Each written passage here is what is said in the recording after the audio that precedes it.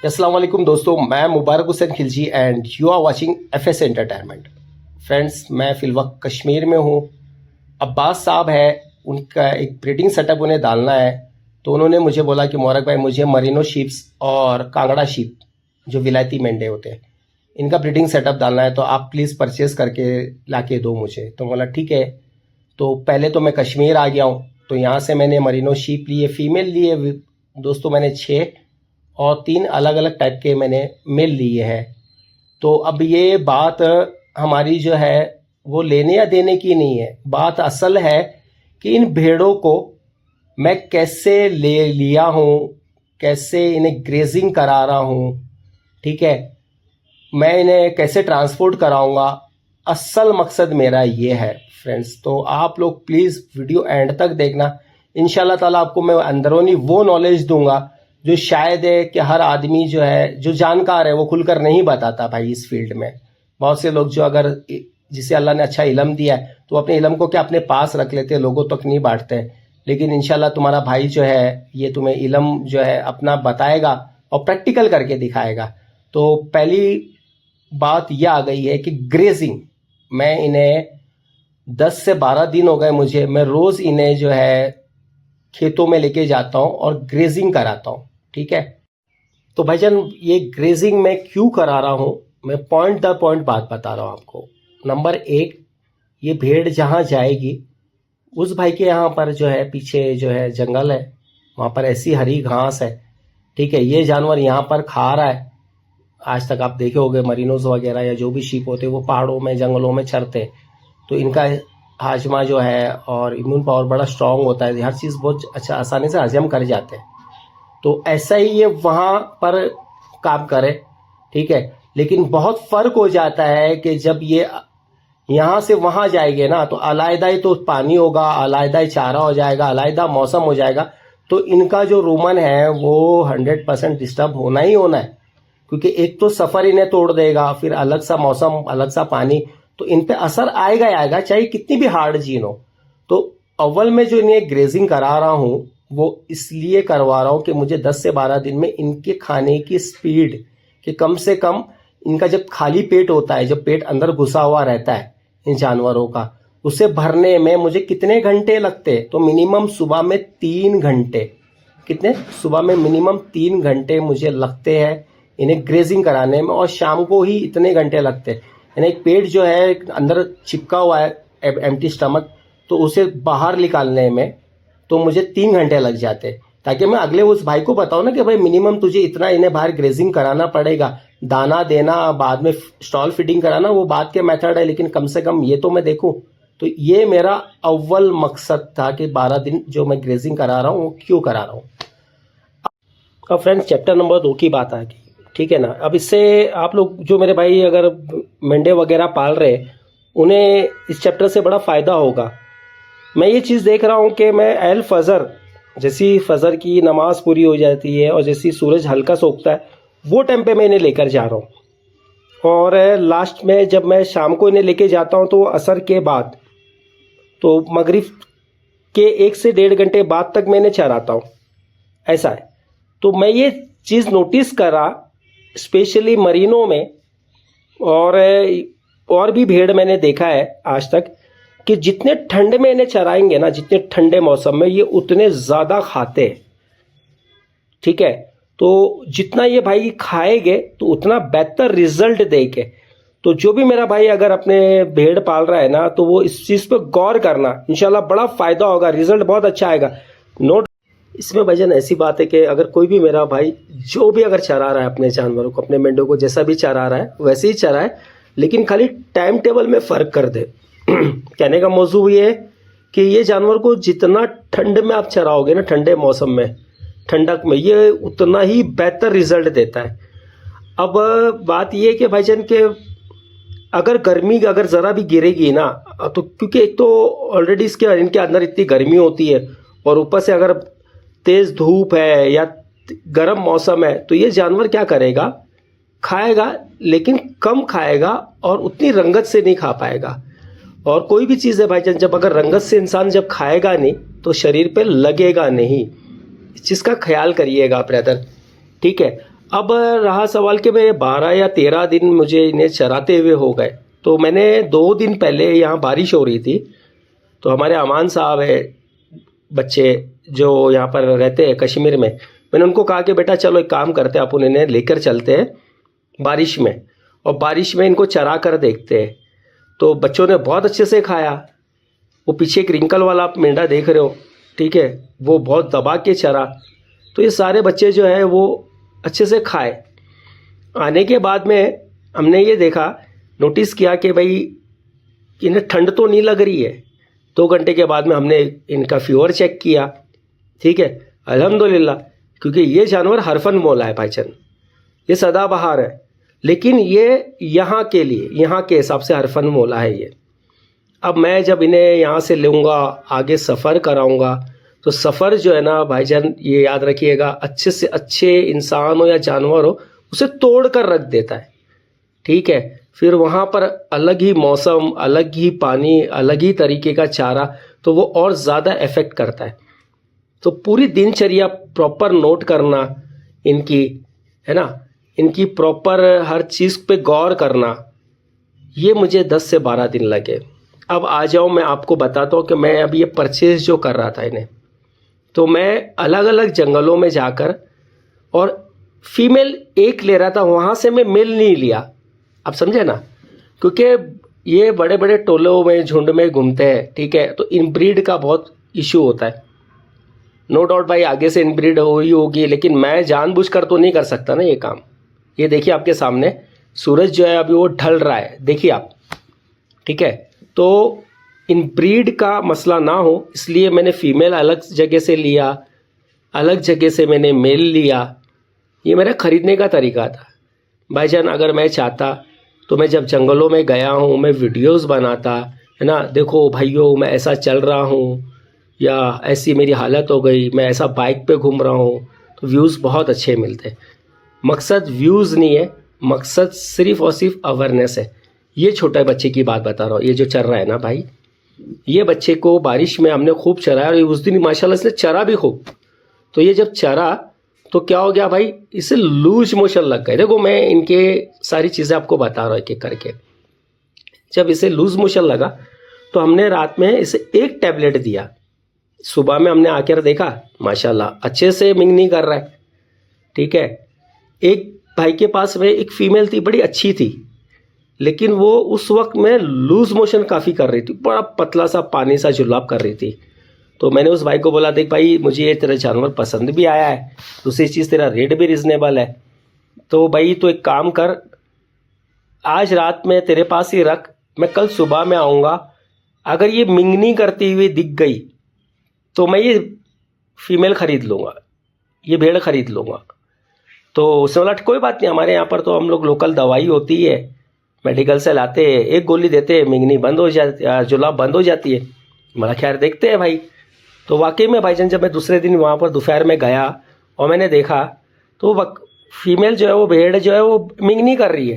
मैंने ताबड़तोड़ खरीद लिया, क्योंकि मेरा मकसद यहाँ जंगल में आना, जानवर ख़रीदना है तो अव्वल तो तंदुरुस्त जानवर ख़रीदना है, ठीक है। मैं चलकर बीमार क्यों ख़रीदूँ, मैं चलकर इनब्रीड वाले जानवर क्यों ख़रीदूँ, मतलब जिससे हमें नुकसान हो। अब तो फ्रेंड्स अब आ जाओ एक और मौजू पे कि मैं सिर्फ 10-12 दिन से ना इन्हें हरी घास ही खिला रहा हूँ। मैं कोई भी लकड़ी वगैरह या पत्ते या ऐसे कोई झाड़ इन्हें नहीं खाने दे रहा हूँ ना, या कोई कांटेदार झाड़ियाँ जो होती है कांटों वाली, ऐसी चीज़ें से मैं इन्हें बचा रहा हूँ। रीज़न है ब्रदर कि एक बकरा हो या मेंढा हो, इसके मुंह से लेके पीछे पैखाने तक के जहाँ से मिंगनी गिरती है 10 पार्ट में अलग अलग डिवाइड है। तो अव्वल शुरू होता है मुंह, मुंह के बाद में गले की जो नली होती है वो होती है। देसी ज़बान में कहूँ तो 4 टाइप की बड़ी छोटी ओजड़ी होती है और 3 किस्म की आंतें होती है, ठीक है। तो ये सारा मिलाते तो हम तकरीबन 10 पार्ट इसके छोटे बड़े बन जाते हैं। अब आगे मेरा सफ़र ब्रदर, अब मैं इन्हें हार्ड चीज़ अगर ये मुंह में खा ले या कांटेदार चीज़ खा ले और मुंह में अगर अंदर ज़ख़म हो जाए, सूजन आ जाए, तो मैं यहाँ पर आया, असल मेरा मकसद है बेहतर तरीके से जानवर को ख़रीदना, अच्छे रेट्स में ख़रीदना है ना, तंदुरुस्त जानवर ख़रीदना है, अच्छे से सफ़र कराना है। तो मैं अगर लापरवाही खिलाने पिलाने में अगर मैं करूं तो क्या होगा, कि अल्लाह ना करे कोई प्रॉब्लम आ जाए तो मेरा सारा इन सारी चीज़ों से फोकस हट के उसकी माई में इलाज में लग जाएगा। और मैं नहीं चाहता ब्रदर कि मैं ज़्यादा से ज़्यादा इलाज की तरफ ध्यान दूँ। नहीं, मैं जितना हो सके इलाज से या बीमारी से बचना चाहता हूँ, अपने जानवर को बचाना चाहता हूँ। तो ये मेरा असल मकसद है, ठीक है। अब भाई बात ये है कि मैं जितनी भी बातें बता रहा हूँ आप गौर करिएगा, इंशाल्लाह आपको बड़ा फ़ायदा होगा। मैं चाहता ब्रदर 2 दिन में जानवर खरीद लेता, यहाँ से फटाफट ट्रांसपोर्ट करता और पहुँचा देता अगले के इधर। क्यों भाई मैं इतना हरेसमेंट झेलूँ, इतना सब कुछ करूँ, क्यों करूँ इसलिए मेरा भाई कि मेरे को नहीं पता है मेरा भाई जो है ये जानवर खरीद रहा है वो मेरे साथ नहीं है भाई। वो पता नहीं मेरा भाई कहाँ से इतने पैसे लाया होगा, कैसे जमा किया होगा। तो ये मेरा फिक्र होना चाहिए, ये मेरा फिक्र होना चाहिए कि यार मैं मेरे भाई के लिए ज़्यादा से ज़्यादा जितना हो सके बेहतर ही करूँ, ठीक है। तो ये इतने दिन जो है ना मेरा भाई यहाँ लग रहे हैं। देखिए आप अपना घर छोड़ के कहीं पे भी जाए, कश्मीर नो डाउट बड़ा खूबसूरत है, लेकिन अकेले इंसान हो दिल नहीं लगता है भाई, 100 की सीधी बात है। जो इंसान को अपने घर परिवार में जो दिल लगेगा वो कहीं और नहीं लगेगा। अब आ जाओ, असल बारी है कि मेरे पास में 9 जानवर है, इसमें से 6 जानवर के जो बाल है वो गहरे हैं और बड़े हैं। मैं बालों को कटाने लेके जा रहा हूँ। स्पेशली मैं एक हम्बल रिक्वेस्ट कर रहा हूँ आप भाइयों से या यूट्यूब चैनल से कि अभी मैं बाल कटाते हुए सिर्फ एक सैंपलिंग के तौर पे आप लोगों को दिखाऊंगा। मैं दिखाऊंगा ताकि आप जितने भी हमारे भाई है, अगर गर्मी का मौसम है या कुछ अगर मौसम में गर्मी ज़्यादा है, धूप ज़्यादा है, तो प्लीज़ आप लोग भी इस चीज़ को फॉलो करें। सफ़र ऐसी लेकर ना चले, इस जानवर को बड़ी तकलीफ होती है। बाल कटा दोगे है ना, गर्मी का मौसम है तो ये जानवर बेचारा जो है ये परेशानी से बचेगा और आगे सफ़र में भी इसके लिए बेहतरी होगी। तो हमारा मकसद अभी भी मैं कह रहा हूँ कि कोई भी हमारे जानवर को तकलीफ पहुंचाना या ऐसे परेशान करना या इन्हें को डिस्टर्ब करना, ऐसा हमारा मकसद ही नहीं है। तो अमान, तूने देखा अपने मेंढों के बाल कटा लिए, हाँ। कल शाम को कटाए थे। हाँ। बहुत इंपॉर्टेंट मौजूद है बेटा, याद रखना, ठीक है। मैं तेरे थ्रू लोगों को, भाइयों को, इनको एक नॉलेज बताना चाहता हूँ। तो जितने भी जो जमीनी मेंढे होते हैं ना, हाँ, उनके बनिस्बत जो पहाड़ी मेंढे होते हैं, इनकी ऊन जो होती है ना, हाँ, वो बहुत गहरी होती है। और सबसे गहरी ऊन जो होती है वो मरीनों में होती है, हाँ, ठीक है। हाँ। क्योंकि ये बहुत ठंडी जगहों पे रहते हैं, बर्फों में रहते हैं, -20 डिग्री तक, -30-40 डिग्री तक ये सर्वाइव कर जाते हैं, हाँ। है ना। तो इनकी ऊन को मुझे निकालना पड़ा। ठीक। अब इसके रीजन क्या है कि मैं अब यहाँ से कल शाम को निकलने वाला हूँ, निकलूंगा ट्रांसपोर्ट कर। हाँ। तो मैं जब तेरे बारामूला का जो टेम्परेचर देख रहा हूँ और जो मुझे अभी फिल वक्त पंजाब जहाँ लेकर जाना मलेरकोटला, वहाँ के दोनों के बीच का अगर मैं डिफरेंट देख रहा हूँ तो 12 से 15% जो 12 से 15 डिग्री जो है वो टेम्परेचर वहाँ का बढ़ा हुआ है, ठीक है। हाँ। और वहाँ पर ह्यूमिडिटी बहुत ज्यादा है, पसीना बहुत ज्यादा बॉडी से निकल रहा है, ठीक है। हाँ। तो अब मैं क्या करूँ, ऐसे अगर ऊन वाले जानवर जो यहाँ हम देख रहे अमन कि ये थोड़ी भी अगर धूप हो रही है तो ये हाँफने लग रहे हैं, हाँ। जबकि यहाँ पर मेरे हिसाब से 20, 22, 24 डिग्री तक ही टेम्परेचर चल रहा है, हाँ। तो सडन ये 34 डिग्री, 35 डिग्री, 32 डिग्री में जाएंगे तो कितना ज्यादा हाँपेंगे, बहुत ज्यादा। जो बॉडी का पानी जब निकलेगा, पसीना जब निकलेगा तो डिहाइड्रेशन पैदा होता है ना, हाँ। इसलिए मैंने क्या किया, बाल को कटवाया, नंबर 1। नंबर 2, जो अपने प्लेन मरीनो कटाए बाल, हाँ। फिर उसके अंदर रिंकल वाले के कटाए, तो मशीन तुझे पता है ये कहीं ना कहीं कट जो है वो आता है, लग जाता है ना, हाँ। तो कट अगर लग गया तो हमने क्या किया, ताबड़तोड़ जब लेकर आया तो हमने क्या किया, टेटनस, हाँ, टीटी का वैक्सीन कर दिया, हाँ। ताकि आने वाले वक्त में हमें सेप्टिक का कोई इश्यू, हमें ना दिखे, टिटनेस का कोई प्रॉब्लम दिखे नहीं। तो हमने आते साथ जितने भी हमारे 6 जानवर हम लेकर गए थे, हाँ। सबको हमने टिटनेस का इंजेक्शन लगाया, हाँ। तकरीबन 17-18 घंटे हो चुके वो उस बात को, हाँ। अब बता मेरे भाइयों को, ये फिटकरी है, क्या है ये, फिटकरी लेकर आया ना बेटा ये, हाँ। पाउडर करके, हाँ। फ्रेंड्स, फिटकरी का मतलब समझ रहे ना, जैसे बड़े पत्थर जैसे होते हैं, जब हम शेविंग करते हैं जो जरा भी कट लगता है तो पानी लगा के हमें ये लगाया जाता है। अब हम क्या करेंगे, तकरीबन हमारे जितने भी भेड़ है उन सबको हम लेंगे, है ना, हाँ। तो एक 6 लीटर पानी एग्जाम्पल मैंने गर्म किया, उसमें एक 150 ग्राम के करीब मैंने फिटकरी डाला। बहुत ज्यादा डार्क बना रहा हूँ मैं। क्या कर रहा हूँ मैं? डार्क। हाँ, बहुत ज्यादा डार्क बना रहा हूँ, इससे कोई प्रॉब्लम नहीं होती है। तो जिसके भी स्किन जो कटे हैं हमारे जानवर के मशीन की वजह से, हाँ, तब क्या होगा उससे, ये फिटकड़ी से वो दर्द पर। बैक्टीरिया अगर लगा है तो किल हो जाएगा। हाँ है ना? हाँ ठीक है, एंटीसेप्टिक का काम करेगी ये फिटकड़ी। हाँ। इसीलिए हमें लगाते हैं ना, जरा भी अगर हम दाढ़ी में शेविंग में हमारे कट लग जाते हो तो फिटकड़ी इसी के लिए लगाते हैं कि एंटीसेप्टिक का काम करती है, आगे फ्यूचर में बैक्टीरिया नहीं होने देती है। तो ये हम क्या करेंगे, गर्म पानी करके नहलाएंगे नहीं मेंढकों को, हम उनकी बॉडी पे और स्पंज कर लेंगे और पानी में डाल के और रब करेंगे। क्या करेंगे? अच्छे से रब करेंगे। बात समझ गए? तो आज का ये मेरा काम रहेगा। अब कल जब मैं इन्हें ट्रैवलिंग कराऊंगा तो एक बार सुबह में 10-11 बजे के करीब फिटकड़ी के पानी से मैं वापस से रब करूंगा। हाँ 2 से 3 घंटे के बाद में इमली आती है, इमली, हाँ इमली का पानी, उसमें हल्दी डालेंगे नॉर्मल, हाँ। और वो उनकी बॉडी पे मैं एक रब और कर दूंगा। हाँ। तो कभी भी तू देखना बेटा, ऐसा आप लोग करके देखना फ्रेंड्स, जब इमली का पानी आप करके और जब बॉडी पे रब कर दोगे ना बकरे के, तो अजीब से उसके बाल हो जाएगा, ऐसा लगेगा प्लास्टिक की कोटेड कर दी। क्या कर दी है? प्लास्टिक की प्लास्टिक कोटेड। की कोटिंग कर दी। देख बेटा, बीमारी का आना है ना, हाँ। बीमारी का ठीक होना, बीमारी से जानवर मर जाना, ये मेरे अल्लाह की निस्बत है, मेरे रब की निस्बत है। मैं एक बंदा, मैं एक इंसान होकर क्या कर सकता हूँ? प्रिकॉशंस कर सकता हूँ सारे। क्या कर सकता हूँ? प्रिकॉशन। तो मैंने बाल इसलिए कटाया है कि टेम्परेचर फ्लैक्चुअल होने वाला आगे जाके, इसलिए अब जब वो बाल कटा है तो उनको मशीन से कट लगा तो मैंने टिकनेस का इंजेक्शन लगा दिया। ठीक है, हाँ। फिटकड़ी के पानी से मैं उन लोगों को 2 बार नहला दूंगा। तीसरी बार जो है, मैं अब जो ट्रांसपोर्ट जब मैं कर रहा हूँ तो वो ट्रांसपोर्ट में क्या है बेटा, गाड़ी काहे की है? वो कट्टू की गाड़ी, सब कीड़े आते हैं ना, बीमार सीमार, तो वो पूरा वायरस होता है उसमें। क्या होता है? पूरा वायरस, हर किस्म की बीमारियां होती है।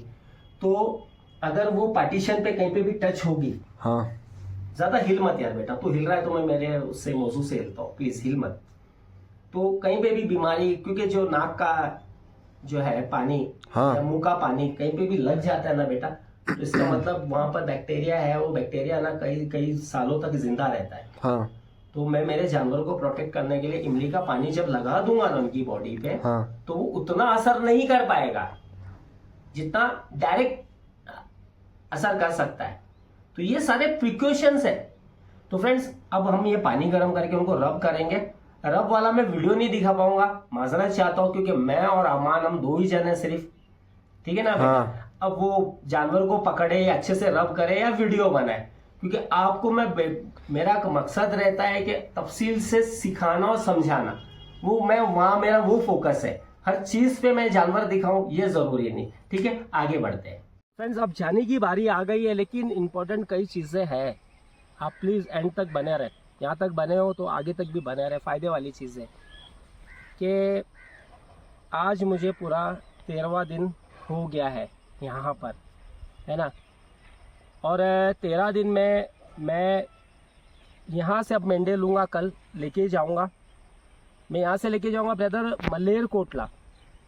मलेरकोटला ले जाके इन्हें छोड़ दूँगा वहाँ पर। वहाँ मेरी बेटी रहती है, वो इनकी केयर टेकिंग कर लेगी। फिर मैं वापस भागूँगा हिमाचल प्रदेश, कांगड़ा, जो विलायती मेंढे होते हैं, वहाँ की फीमेल्स और कुछ मेल्स लेना है, बच्चे लेना है, वो भी लेकर आऊँगा और मैं लाके इधर सबको जमा कर लूँगा। बराबर। वहाँ से मैं आपको पार्ट 2 कंटिन्यू करवाऊँगा। हिमाचल से लेके मलेरकोटला से लेके मैं राजस्थान लेके जाऊँगा। वो पार्ट 2 ज़रूर देखिएगा ब्रदर। उसमें मैं आपको हिमाचल के जानवर भी दिखाऊँगा, वहाँ पर मैं क्या कर रहा हूँ वो दिखाऊँगा। ट्रांसपोर्ट में हम पैसे कितने बचा सकते हैं, कहाँ से बचा सकते हैं। फॉर एग्जांपल अमान, मैं तुझे बता रहा हूँ कि अभी कुछ दिन पहले हमारा एक दोस्त ही है, वो यहाँ आए, यहाँ से कुछ मेंढे लिए, यही मरीनो, और उन्होंने 22,000 रुपये में गाड़ी किया। कितना? 22,000। हाँ, नीचे पठानकोट तक का। मैंने अभी कैसा है कि फिलहाल एप्पल का सीजन अब जो स्टार्ट हो गया है, हाँ। तो थोड़ा भी महंगा हो गया है ट्रांसपोर्टेशन। हाँ। मैंने 9 जानवर, पिकअप वाला तो वही 22,000 लेगा, लेकिन मैं लुधियाना लेके जा रहा हूँ और भी उससे आगे, मलेरकोटला। हाँ, समझे? हाँ तो मैंने 1500 रुपया जानवर का दिया, अब 9 जानवर का आप कैलकुलेट कर ले, ठीक है? तो ये ट्रांसपोर्ट में भी मैं पैसे बचा रहा हूँ, और आगे कैसे बचाऊंगा पार्ट 2 में बताऊंगा ब्रदर, अभी मैं खुलकर हर चीज़ नहीं बता सकता। और मैं एक्चुअली में यहाँ पंजाब आया था, एक दरख्वास्त आप लोगों से इल्तिजा है दुआ की। मैं पंजाब मलेरकोटला, मेरा नवासा है, मेरी बेटी का बेटा है, अचानक बहुत ज़्यादा अमान उसकी तबीयत खराब हो गई थी, सीरियस हो गया था वो बच्चा, और वो बच्चे का ऑपरेशन है और बहुत बड़ा ऑपरेशन है। वो ठीक। छोटा है बच्चा, 2 साल का ही है वो, ठीक है? तो मैं नाना हूँ भाई, दिल नहीं रह सकता है ना, तो मैं भागा बॉम्बे से, इसके पास में आ गया मैं इधर।